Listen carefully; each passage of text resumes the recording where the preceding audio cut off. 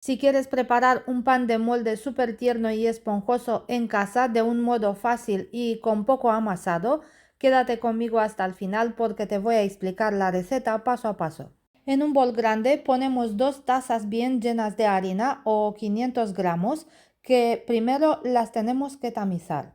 Hacemos un hueco en una parte de la harina porque aquí vamos a añadir los demás ingredientes. Añadimos una cucharada llena de levadura seca de panadero o 7 gramos. Si no la tenéis, podéis utilizar levadura de panadero fresca, son 14 gramos. Una vez incorporada con la harina, añadimos un vaso de agua calentita o 200 mililitros. La temperatura del agua tiene que estar entre 30 y 32 grados centígrados. Ponemos también 5 cucharadas de aceite o 50 mililitros y medio vaso de leche calentita o 100 mililitros.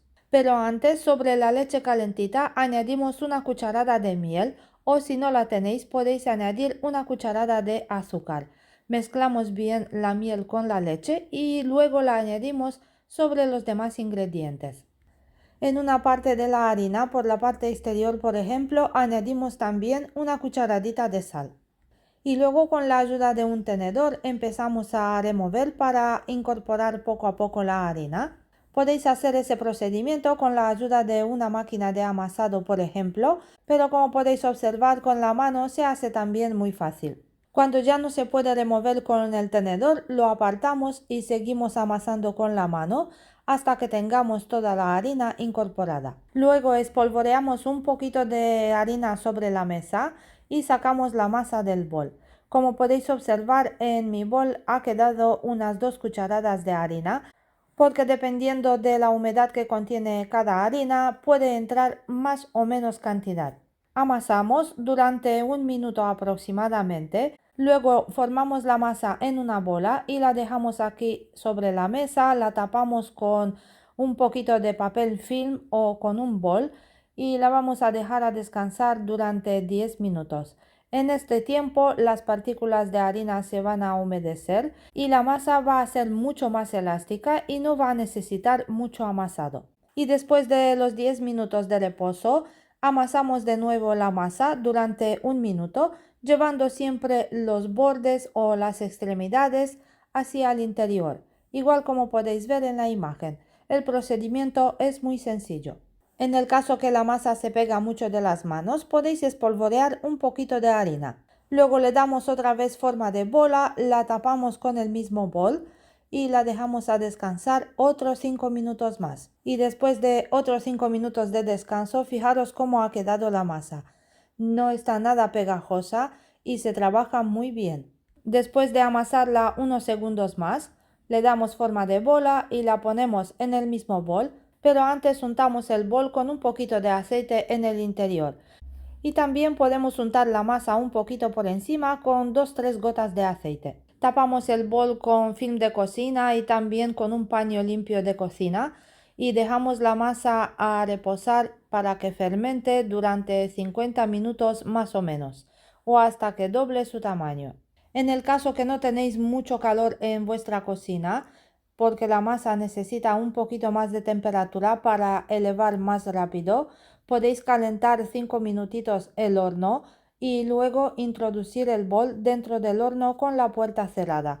Así está la masa después de fermentar durante 50 minutos, ha doblado su tamaño y fijaros qué pinta más buena tiene. Antes hemos preparado también el molde donde vamos a hornear nuestro pan. Lo hemos forrado con papel de horno. Primero estiramos un poco la masa con la ayuda de las manos y la vamos a hacer de largo igual que las dimensiones de nuestro molde. Luego empezamos a enrollar la masa y cada vez que le damos la vuelta vamos a hacer un poquito de presión y cerramos y seguimos enrollando así hasta que la vamos a cerrar por completo. Al final vamos a cerrar bien la masa tanto por los bordes como por la parte de abajo. La colocamos dentro del molde y luego la untamos por toda la superficie con un poquito de aceite. Tapamos el molde con film de cocina y un paño limpio y dejamos la masa que fermente de nuevo durante una hora o hasta que doble su tamaño. Y después de más o menos una hora, fijaros cómo está la masa, ha doblado su tamaño, el pan tiene una pinta estupenda. Ahora si queréis podéis hacerle unos cortes con la ayuda de un cuchillo bien afilado y después lo vamos a introducir al horno junto con una bandeja donde hemos puesto agua muy caliente.